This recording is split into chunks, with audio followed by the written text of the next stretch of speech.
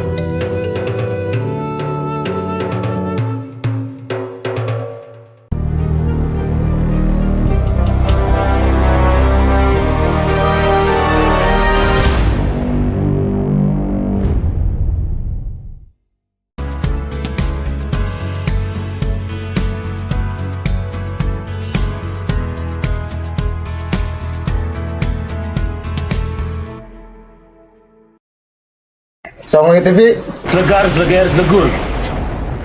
Assalamualaikum warahmatullahi wabarakatuh. Salam, Om Swastiastu, Namo Buddhaya, salam kebajikan, Rahayu, Rahayu, Rahayu. Bertemu kembali bersama saya BJ di Saung Langit. Dan Alhamdulillah hari ini kita diberikan kesempatan yang sangat luar biasa bisa bertemu dengan Romo Adi. Sehat Romo? Puji Tuhan. Wah, Alhamdulillah. Ini Romo Adi ini apa kalau di Katolik ya Romo ya? Pimpinan apa atau apa Romo? Saya di sini dipercaya oleh uskup untuk menjadi pimpinan gereja Santo Yusuf Katolik Cirebon. Ya, jadi pimpinan gereja di Santo Yusuf Cirebon, sahabat Saung Langit. Dan ini nanti kita akan coba diskusi atau ngobrol dengan Romo tentang gereja ini berdiri tahun berapa, lalu apa saja yang diajarkan oleh Romo terhadap umat Katolik ini, dan bagaimana toleransi umat Katolik dengan agama-agama yang lain, juga sosialisasi dengan masyarakat-masyarakat di sekitar. Romo, kalau ini gereja ini didirikan tahun berapa, Romo? Menurut sejarah ya, karena saya juga baru hadir 2 tahun. Ya. Ceritanya dulu ada pabrik gula. Pemiliknya Luis Theodorus Gonsalves. Kebetulan Katolik. Dia memang warga negara Belanda. Nah, di tahun 1878 dia punya tanah ini. Berarti posisi tanah ini kosong dulunya. Ya, dia beli tanah ini. Terus karena dia orang Katolik, dia butuh tempat. Iya. Dan memang zaman itu masih banyak orang Belanda yang beragama Katolik. Kemudian 1878 mulailah dibangun gereja ini. Ya. Jadi gerejanya ada di sebelah sini, ini ruangannya untuk pertemuan. Nah, jadi selama 2 tahun dari 1878 sampai 1880 akhirnya diresmikan 10 November 1880. 10 November bertepatan dengan tapi waktu itu belum Hari Pahlawan ya mungkin yang Romo, belum merdeka ya. Pada pahlawan. Iya. Nah, kenapa disebut nama Yusuf atau Yosef? Ya, karena bapak dia namanya Josep Maria Gonsalves. Dia belum mengatakan Luis Theodorus Gonsalves memberikan nama untuk semacam ya untuk penghormatan pada bapaknya yang namanya Yusuf. Oh, Maka gitu. nama pelindung gereja Katolik ini Santo Yusuf. Jadi peresmiannya gerejanya ya 10 November 1880. 1880 sahabat Cawang Langit. Jadi gereja ini salah satu gereja tertua ya di Ya, Cirebon ya gereja Romo. Katolik. Gereja Katolik tertua di Kalau Cirebon sebelah Cirebon. yang paling tua, Pasundan. Pasundan. Itu Oh, cuma terpaut berapa tahun. gitu. Tapi masih satu era ya waktu itu ya dengan Duluan mereka baru ini. baru ini. Gitu. Saya lihat juga banyak foto-foto pendiri-pendiri atau romo-romo atau pemimpin gereja ini ya dari 1800 sampai sekarang 2023. Nah, romo ini yang keberapa ini, Saya Romo? tidak tahu persisnya. Karena memang pencatatan mungkin tahun itu tidak jelas. Iya itu. Nasib kami juga tidak sebagus. Karena memang zaman-zaman itu Betul. tidak sebagus sekarang. Banyak Tapi manuskrip-manuskrip jelas yang saya yang terakhir lah. Belum pengganti saya. iya. 2 tahun ya Romo ya di sini. Saya SK saya 20 Agustus 2021. 2021. Jadi pemimpin lah istilahnya, pastor paroki istilahnya, pemimpin paroki di Santo Yusuf Cirebon. Iya. Nah, mohon maaf nih Romo, karena saya sendiri sedikit sekali atau minim sekali pengetahuan tentang Katoliknya, sementara banyak orang yang beranggapan bahwa Kristen. Nah, Kristen itu kan ternyata ada Protestan, ada Katolik. Nah, itu perbedaannya apa, Romo? Memang dulu sebenarnya satu gereja Katolik dulu. Ya, Kristen itu pengikut Kristus. Iya. Nah, pengikut Kristus memang ada Protestan dan ada Katolik. Memang 1517 Martin Luther lah. Beliau itu bagus mengkritik gereja Katolik. Ya memang waktu itu brengsek. Ya. Pada masa itu. Pada masa itu, nah sejak itulah mereka justru memang mengkritik, tapi justru mereka akhirnya mendirikan gereja sendiri. Namanya Protestan hingga sampai sekarang. Jadi Kristen itu ada 2, Katolik sama Protestan. Sementara Protestan sendiri juga banyak denominasi gereja. Terpecah lagi. Ya. Nah, salah satu yang diprotes oleh pihak Protestan itu bisa disebutkan, Romo? Memang dulu karena apa? Agama dan negara jadi satu. Ya. Contoh pemimpin agama Katolik bisa dipilih oleh raja. Terus kemudian para imamnya waktu itu memang brengsek, boleh saya mengatakan demikian. Dia tidak hidup seperti apa yang diharapkan. Maka diprotes setelah itu. Ya. Salah satunya ya tentang sakramen ya. Kami punya 7 sakramen. Salah satunya adalah pengampunan dosa. Pengampunan dosa. Jadi pengampunan dosa bisa dibeli zaman itu. Iya. Salah satu yang diprotes selain hal-hal yang lain. Nah, itu sampai sekarang pengampunan dosa itu penebusan dosa ya, Romo ya. Ya. Nah, itu masih. Jadi kami kan? punya 7 sakramen. 1 pembaptisan, 2 Ekaristi, 3 kemudian krisma atau penguatan, ada imamat, ada perkawinan, ada pengampunan dosa, dan pengurapan orang sakit. Jadi ada 7 sakramen. Iya. Nah, pada saat pengampunan dosa nih Romo, apa itu kan ada apa? Kalau di Islam itu kan dam, ada denda ya yang harus dibayar pada saat melakukan sebuah kesalahan. Nah, di Katolik itu sendiri dam itu ditentukan dengan besar kecilnya kesalahan Ya. atau? Jadi pengampunan dosa orang datang pada imam atau pastor dan diyakini imam atau pastor itu wakilnya Kristus. Iya. Nah, maka secara pribadi datang kepada imam mengakukan dosanya dan kami disumpah. Contoh ya, Anda penjahat, Iya. ngaku ke saya, ya. Pastor, saya membunuh. Iya. Ini gitu ya. Kemudian kalau polisi tanya saya tidak akan bicara. Itu sumpah jabatan. Oh gitu. Jadi privasi sekali Privasi ya, dijaga sebenarnya. Nah kemudian ada namanya penitensi ya, pengampunan dosa, ada dendanya. Ya tergantung nanti berat jenisnya dosanya apa. Dan juga ada dosa-dosa tertentu kami harus lapor ke uskup. Contohnya apa ya? Tentang aborsi. Iya. Dan kami melapor bahwa misal setahun ini ada aborsi berapa, dicatatkan di sana. Sampai ke Vatikan. Jadi nanti dilaporkan ke Vatikan. Oh, sampai ke Jadi Vatikan. pertama kami harus melapor setiap tahun. Kami setiap tahun harus wajib melapor ke administrasi.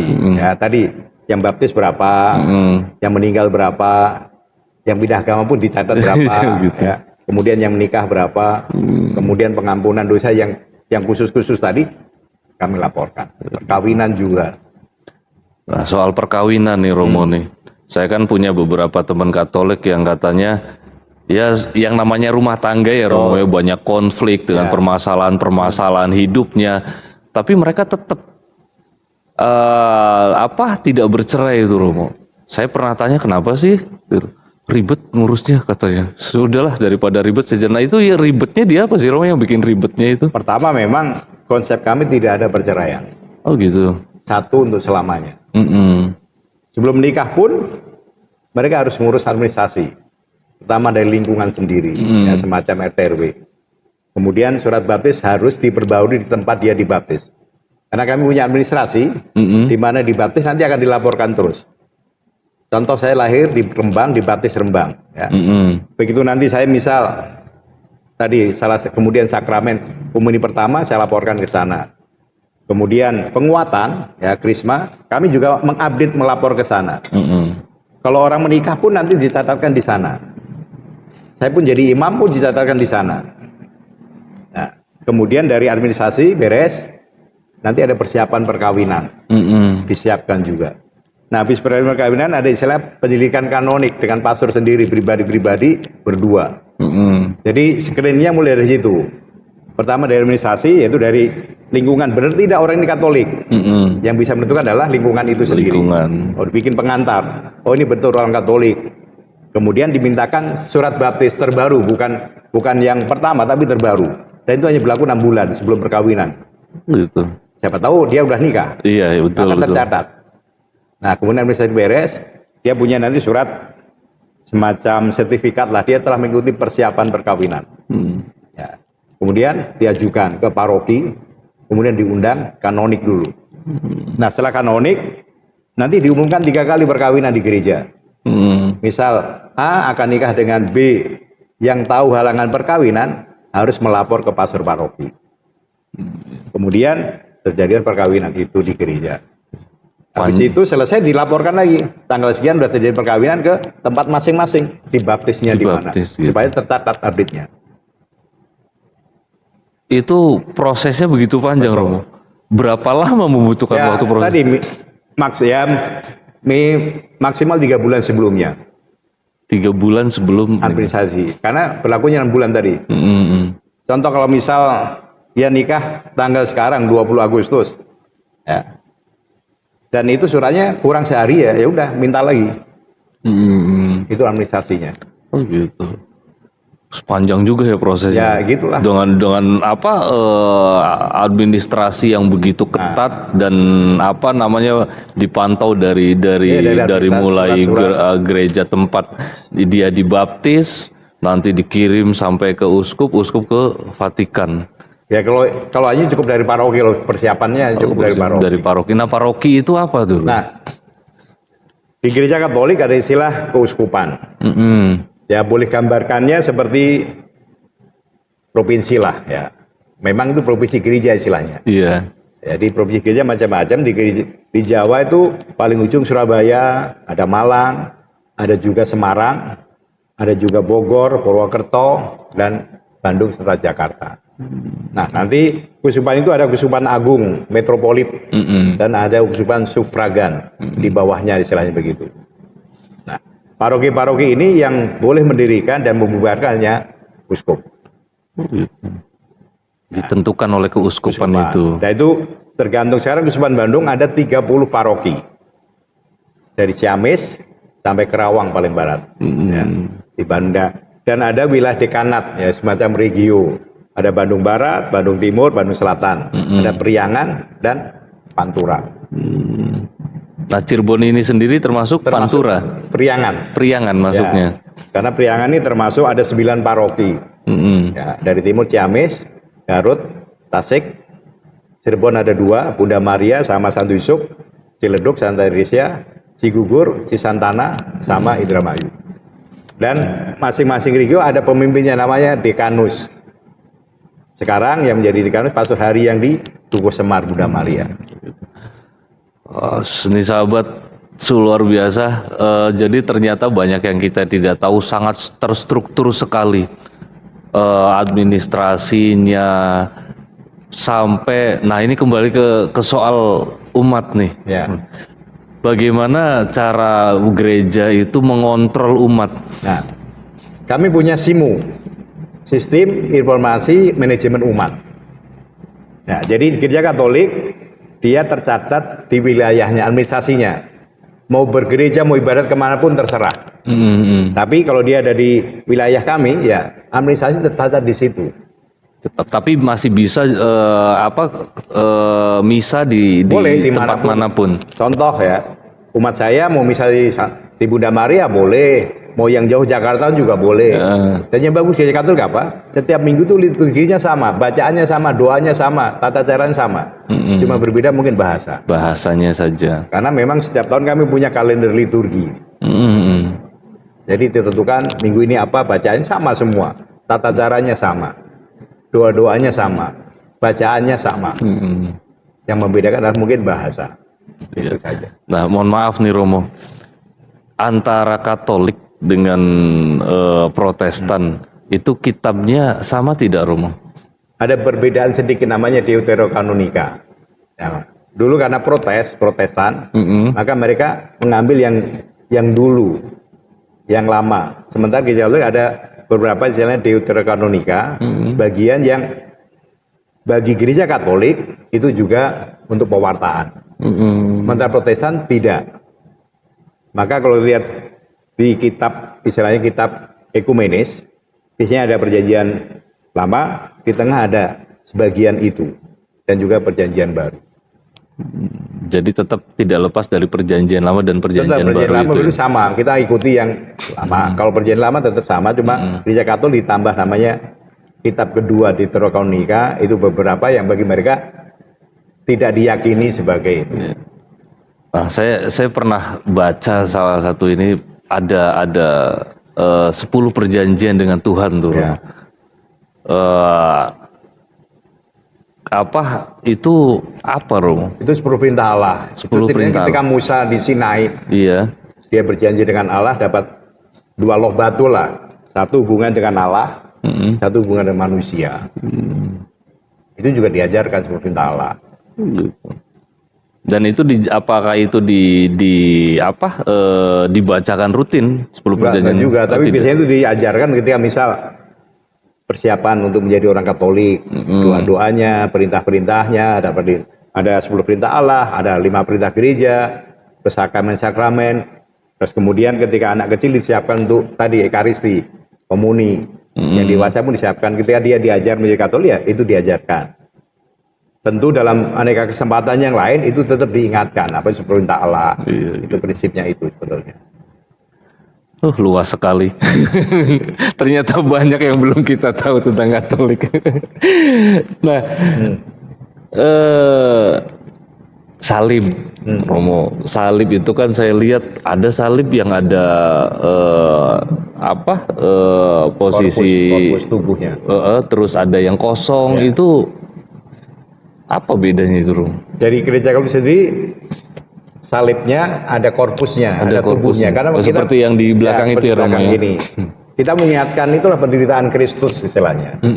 Jadi setiap Gereja Katolik pasti ada salibnya yang ada tubuhnya. Kalau dia lihat, supaya dia ingat, itulah istilahnya Tuhan kami yang rela disalib, memanggul salibnya, mati di salibnya untuk kita. Menanggung umatnya ya. Sementara mungkin Protestan juga saya tidak tahu, ya mungkin karena sudah bangkit atau apa saya tidak tahu, tapi itu keyakinan mereka bahwa mereka tidak memakai korpus. Kalau gua Bunda Maria tuh, kalau saya lihat kan gua Bunda Maria itu kan di setiap daerah kayaknya ada. Salah satu kayak di Cirebon itu Cigugur ya, Romo, Cisantana ya. Kami pun punya. Oh di sini. Ke Taman Doa istilahnya. Nah itu apa yang bisa diinikan oleh umat Katolik dengan gua Bunda Maria itu? Pertama gini, Gereja Katolik pertama ya, tentu kitab suci pegangannya. Kemudian magisterium. Magisterium adalah kuasa mengajar. Jadi gereja Katolik tidak boleh sembarangan orang mengajar kalau ya, untuk pengajaran. Contoh, saya nggak akan berani berdiri di mimbar Iya. kalau tidak ada surat dari uskup. Dan kami punya istilahnya selebrit surat izin dari uskup bahwa saya Pastor Adi diperbolehkan ya mengajar. Terus juga tadi nanti ada sakramen. Ya. Ada juga imam yang tidak boleh mengajar, nggak boleh merayakan karena bisa jadi ajarannya nggak benar, tidak sesuai Katolik, atau mungkin ya tingkah lakunya tidak menunjukkan Katolik. Jadi setiap imam punya surat kuasa atau surat ada tugas. legalitasnya, Ada legalitasnya. berarti ya. Kalau nggak punya legalitas, saya nggak berani nyuruh orang-orang itu orang Katolik ini. Iya. Itu yang membedakan. Jadi setiap orang yang diberi, nah, maka kalau dia istilahnya ngaco ya, ajarannya salah, kelakuannya nggak benar, langsung ditarik. Contohnya apa Romo? Ajarannya salah tuh. Ya contoh kita ngajarkan Tritunggal, dia nggak ngajarkan yang lain. Oh Mungkin gitu. tanda salim begini, tanda salim salah, itu salah satunya. Oh gitu. Ada Nah, perbedaan-perbedaannya. jadi pertama tadi ya, kitab suci pada diajarkan. Kedua, magisterium, kuasa mengajar, bahwa imam-imam punya kuasa atas nama gereja, bukan pribadinya. Dan kami nggak bisa, saya mau pindah kemana nggak bisa. Itu harus dapat surat. Saya dapat 2 surat dari pimpinan saya sendiri dan juga uskup pimpinan gereja. Yang ketiga ada tradisi. Nah maka yang tadi termasuk tradisi-tradisi. Tapi dalam kitab suci seharusnya mengatakan itu ibumu, itu anakmu. Iya. Dan juga dalam gereja Katolik tradisi begitu banyak dan itu membantu orang ya. Kami mengatakan devosi, tindakan rohani untuk membantu orang semakin mengungkapkan imannya. Iya. Dan memang terjadi, ya, entah percaya atau tidak, kami meyakini penampakan Bunda Maria di mana-mana, ya, banyak mujizat yang melalui santo-santa termasuk Bunda Maria yang terkenal di Lourdes, di Fatima, ada di Medjugorje, banyak orang ziarah. Ya. Nah kalau Yerusalem sendiri, kalau kita keluar nih Ya. ke Yerusalem sendiri punya nilai histori apa untuk Itu Katolik? sejarah keselamatan dari situ. Apapun mulai dari situ, kekristenan. Ya. Mulai dari lahir sampai kematian di situ semua. Setiap orang ya berkatakan impiannya pasti paling tidak apa yang saya baca di kitab suci ada di sana. Untung saya pernah sekali ya. Di Yerusalem pernah, Tanah Suci pernah, di Lourdes pernah, di Fatima pernah. Nah, Tanah Sucinya di mana tuh Romo? Di Israel. Di Israel. Iya. Jadi yang kita baca itu ada, gitu loh. Di Bethlehem, Nazaret, ya, Kana, di Bukit Tengkorak juga ada. Bukit Tengkorak. Iya, ya tempat Yesus disalibkan. Saya tadi sudah bicara soal dari mulai konsep Katolik. Nah sekarang saya pengen boleh bertanya tentang konsep ketuhanan, Romo. Konsep ketuhanan menurut Katolik itu apa, Romo? Pertama ya, mulia Allah itu ingin apa ya bersama dengan umatnya. Maka sejarah selamat dimulai di Abraham. Abraham dipanggil dan dia orang setia, maka Bapak samalah ya, siapapun Samawi sama ya. Iya. Islam Israel, Abraham tetap Bapak iman kita. Betul. Nah, dulu melalui Abraham mulailah sejarah keselamatan itu. Kemudian ada nabi-nabi, ada hakim-hakim, utusan lah. Utusan. Ya karena memang manusia mungkin membangkang yang jauh, maka diutus terus. Nah terakhir akhirnya anaknya, konsep kami itu anaknya Yesus Kristus putranya. Siapa tahu dia mengutus putranya, dia bisa bersama-sama. Dia dekat, bisa didekati. Rupanya juga ditolak. Nah, itulah konsep tentang Allah. Bahwa Allah mencintai, mau dekat dengan saya, tapi saya sendiri kadang jauh, kadang saya lari. Itu yang pertama ya. Allah sebenarnya mencintai. Dan itu mau jadi Bapa kita, mau menyelamatkan kita. Tapi yang menarik dalam kitab Kejadian ya. Pertama, manusia diberi apa? Akal budi, beda dengan makhluk yang lain. Betul. Kedua, dia diberi kebebasan. Dia diberi kuasa. Ya. Akal budi, kebebasan, kuasa betapa luar biasa manusia. Dan mungkin Allah Maha Kuasa itu nggak bisa menyuruh kamu bertobat, nggak bisa kalau kamu sendiri nggak bertobat. Jadi kembali ke diri kita Iya, ya. tapi kalau dia bertobat ya Allah terbuka tangannya. Seburuk apapun kalau kamu mau kembali ya diterima. Tapi dia nggak bisa memaksa kita. Betul. Karena tadi udah di akal budi, udah diberi kuasa, udah diberi kebebasan. Nah, bagaimana menggunakan akal budi saya? Bagaimana menggunakan kebebasan saya? Bagaimana menggunakan kuasa saya? Apakah sama dengan Allah tadi yang diharapkan? Jadi kalau di Islam kan ada konsep hidayah ya. Mungkin itu yang dinamakan hidayah ya. Maksudnya di Islam itu ada konteks bahwa setiap makhluk itu diberikan hidayah oleh Tuhan. Hanya tinggal hanya tinggal makhluk itu mau mengambil hidayah atau tidak gitu. Mau menggunakan tidak. Gitu. Sama sebenarnya prinsipnya. Sama, tadi kan akal budinya bagaimana, kebebasan bagaimana, kuasanya bagaimana. Apakah digunakan untuk kebaikan seturut dengan Allah, istilahnya seturut dengan Tuhan, atau hanya mau kita sendiri, atau kita menjadi Allah. Bisa seperti itu. Ya, jadi berarti jauh dari Allah kan, jadi punya Allah yang lain.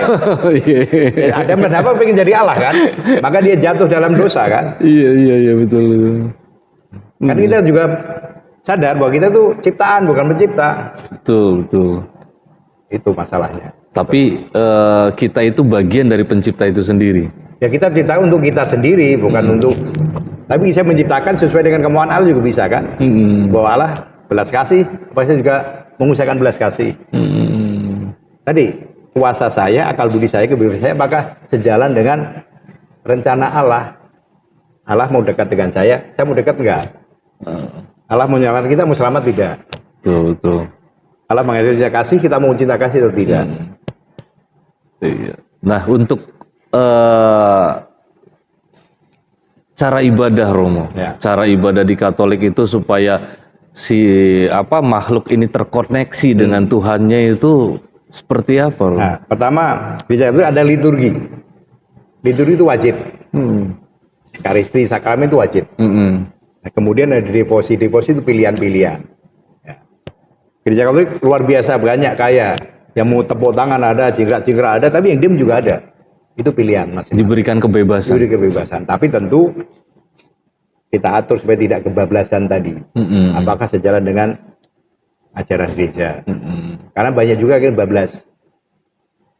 Maka bikin kelompok-kelompok sendiri tapi tidak.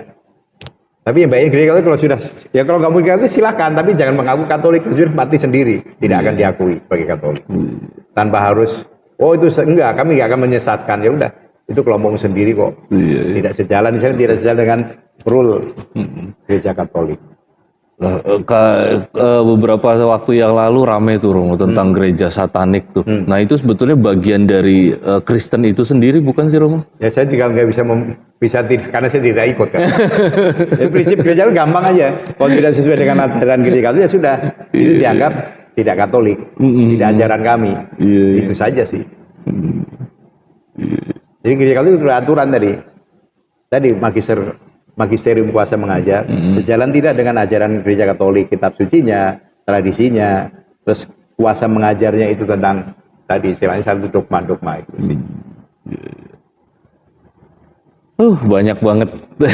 Ini obrolannya ini sahabat Sang Langit ini baru pembukaan saja, baru perkenalan saya dengan Romo Adi ini. Dan sangat luar biasa dari awal perkenalan ini Romo Adi sudah banyak menjelaskan tentang konsep Katolik, bagaimana Romo Adi mengajarkan umat Katolik itu tentang bagaimana bersikap menjalani sebuah kehidupan, bagaimana berhubungan dengan Tuhan itu sendiri. Lalu Romo dengan lingkungan Romo, dengan sosialisasi umat Katolik dengan masyarakat yang notabene di Cirebon ini kan mayoritas Muslim nih Romo. Nah itu bersinggungan tidak Romo? Merasa nyaman gak nih umat Katolik di Cirebon ini? Pertama, Siap Kusuban punya fokus pastoral. Bandung sendiri sampai 2025 punya fokus nanti pastoralnya. Nah tahun ini ya temanya sukacita hidup berbangsa. Nah, juga dalam salah satu komisi yang ada di Katolik itu salah satunya adalah hak hubungan antar kepercayaan. Itu ada komisinya khusus. Di paroki-paroki pun ada seksinya. Dan juga yang kedua adalah kerawam, kerasulan awam. Jadi memang umat Katolik didorong. Kalau bisa di RT, RW doronglah. Jadi kan ada istilah, kami punya istilah garam dan terang dunia. Jadilah garam dan terang dunia dengan apa ya? Berperanlah dalam masyarakat. Dan juga biasanya Katolik taat administrasi. Ya. Contoh pendirian gereja ya kita izin, walaupun lama ya sudah kita ikuti. Gitu loh.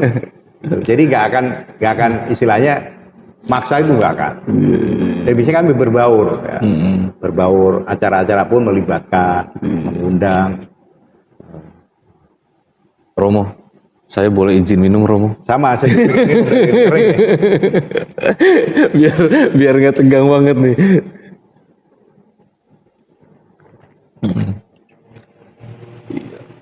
Banyak. Ini mungkin baru awal Romo. Jadi nanti untuk next kalau misalkan saya tema-tema sering ngobrol ke sini dengan Romo masih diterima ya Romo ya? Gak masalah, nanti masih ada Bunda Maria, Kamu Ciledug masih ada, Indramayu masih ada, Cigugur sendiri ada, Cisantana ada. Asik, nanti pasti senang orang. Kita diajak jalan-jalan ya sama Romo ya, kapan-kapan. Cerita, kenalan. Dan di sini ada 4 pastor. Saya Pastor Adi, ada Pastor Chris yang umurnya udah 67, Pastor Santo 56, nanti ada yang baru pindah, belum datang, ada 4 orang. Kenapa 4 orang? Karena kami punya gereja kecil. Jadi paroki itu punya stasi-stasi. Stasi, kenapa disebut stasi? Pertama, karena pelayanan jauh, umatnya banyak, dan belum bisa dijadikan paroki. Bisa jadi karena tenaganya, karena SDM-nya, karena finansialnya juga. Jadi kami melayani 4 gereja kecil misalnya gitu, di Kadipaten, di Jatiwangi, di Jamblang sama Arjawinangun. Gitu. Di Jamblang setiap Jumat sore, Jatiwangi setiap Sabtu sore, Kadipaten Minggu jam 9 sama Arjawinangun sore. Selain di pusat sini. Dan itu Romo dan Romo-Romo yang lainnya bergiliran itu. Jadwal. Nah, berarti kalau gereja-gereja yang kecil-kecil kayak di kota Cirebon itu Katolik atau maksudnya gereja kecil apa? Ya maksudnya kan ada kayak di komplek gitu tuh. Nah, itu bedanya. Kami punya aturan begini ya. Paroki sama stasi yang menentukan uskup, bukan saya. Kami cuma mengajukan ke uskup. Pertimbangan ini jumlah sekian, pelayan gini, kalau boleh jadikan stasi. Kalau boleh jadikan paroki. Ya, kalau di tempat lain pasti kami tidak akan punya tempat ibadat, misal di ruko tidak akan. Karena kami tempat ibadat itu khusus, hanya untuk ibadat, tidak bisa untuk yang lain. Jadi untuk umat Katolik sendiri di Cirebon betul-betul seperti rumah sendiri ya Romo ya. Tidak ada batasan. Ada legalitasnya istilahnya gitu. Dan tidak bersinggungan dengan agama manapun ataupun masyarakat sekitar ya. Semuanya saling. Kami harus melalui proses itu. Tidak mungkin sekali langsung bikin tanpa surat, nggak mungkin. Apalagi tanpa izin uskup. Betul-betul terjaga legalitasnya. Nah, legalitas, administrasi. Apalagi pertanyaannya ya, kayak udah. Next kita akan menggali lebih dalam lagi. Oke, boleh. Menggali lebih dalam lagi. Sebetulnya ada banyak yang ingin saya tanyakan, apalagi di sisi keruhanian nih Romo nih. Tapi mungkin next ya Romo. Boleh, ini awalnya lah. Ini awal saja perkenalan. Perkenalan Saung Langit dengan Romo Adi, dan juga memperkenalkan Romo Adi juga ke masyarakat Cirebon khususnya, bahwa dan satu catatan sahabat Saung Langit, kami di sini diterima dengan baik, semuanya dipersiapkan dengan baik oleh Romo dan sama teman-teman Romo di sini, teman-teman dari Katolik sudah sangat luar biasa menyambut kita. Itu sudah hal yang luar biasa. Jadi terkadang kita tidak tahu. Kita selama ini hanya melihat Katolik atau agama-agama lain itu hanya dari sisi luar, hanya dari simbol-simbol agama itu sendiri. Tapi setelah kita masuk, welcome, semuanya baik, semuanya asik, kita bisa ngopi bareng, Dan bahkan kita bisa makan singkong bareng ya Romo ya. Boleh. Kalau ada ini belum ada. Romo, pesan apa yang ingin Romo sampaikan untuk toleransi beragama terhadap masyarakat itu sendiri, Romo? Baik, terima kasih. Sesuai dengan apa ya, fokus pastoral di Keuskupan Bandung, yaitu sukacita hidup berbangsa. Ya, ajakan yuk mari kita berbangsa lah. Boleh berbeda agama, boleh berbeda keyakinan, tapi segi berbangsa kita sama-sama. Maka Uskup kami Sugiyo Pranoto bahkan pahlawan, dia mengatakan 100% Katolik dan 100% patriotik. Kenapa dia mengatakan 100% Indonesia? Siapa tahu saya nanti tugas di mana gitu loh. Iya. Jadi patriotik di mana saya hadir, saya tinggal ya, belalah negaramu, belalah tempat tinggal lah istilahnya. Contoh sekarang saya ada di sini ya memikirkanlah ya Lemah Wungko, Cangkol ya, sekitar Cirebon. Jadi bukan misal saya warga negara Belanda, saya nggak berkontribusi. Maka tadi mengatakan orang Katolik biasanya semboyannya 100% Katolik, 100% patriotik. Nah, supaya sekali lagi saya di bagian dari Keuskupan Bandung dan juga Indonesia tetap tadi sukacita hidup berbangsa. Berbangsalah dengan iman kita masing-masing dan berbuatlah sesuatu yang bisa kita buat, ya. Entah sosial, entah pelayanan, entah kerja bersama yang tanpa perlu apa agamamu, apa keyakinanmu. Ya. Contoh di sini banyak telah dibuat dulu donor darah, ya, vaksin, ya, 17 Agustus melibatkan bahkan kami sudah 9 kali menanam mangrove kerjasama, bukan kami sendiri, supaya tadi bangsa kita baik, tanah kita baik, tidak abrasi. Bukan mau, oh itu enggak, yuk kita kerja sama-sama untuk kepentingan hidup bersama sebetulnya. Itu hanya tadi meneruskan tadi ya fokus pastoral Keuskupan Bandung. Luar biasa. Itu tadi sahabat bincang saya dengan Romo Adi. Nanti akan kita lanjutkan di session selanjutnya tentunya yang akan lebih menarik lagi tentang konsep Katolik yang lebih dalam lagi. Kita akan coba gali sehingga sahabat tahu apa itu Katolik yang sebetulnya. Satu catatan bahwa jangan pernah melihat manusia itu dari agamanya, tapi lihatlah bagaimana dia menjalankan agamanya. Apapun agamanya, jika dia bisa menjalankan agamanya dengan baik, dia akan menjadi orang yang baik. Demikian tadi. Assalamualaikum warahmatullahi wabarakatuh. Salam, Om Swastiastu, Namo Buddhaya, salam kebajikan. Terima kasih Romo. Terima kasih Kang. Mohon.